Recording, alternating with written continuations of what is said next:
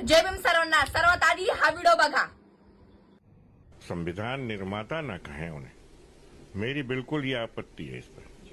वो कभी भी संविधान निर्माता नहीं थे और न इनको कभी भी भविष्य में मैं ये वचन देता हूं कि संविधान निर्माता कहा जाएगा।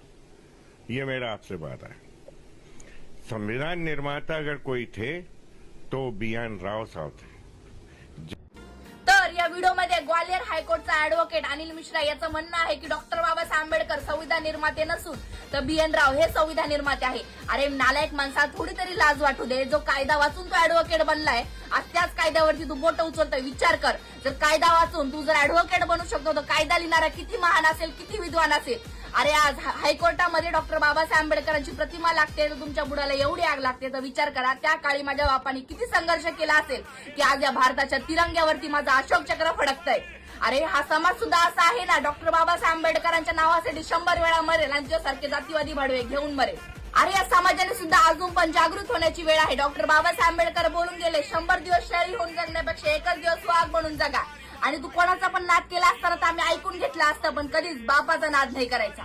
बाकी काही ऐकून घेऊ, काहीही ऐकून घेऊ, बाकी कुणाबद्दलही बोला, कुणाबद्दलही आमच्यावर करा, काही करा, पण बापाचा नाद नाही।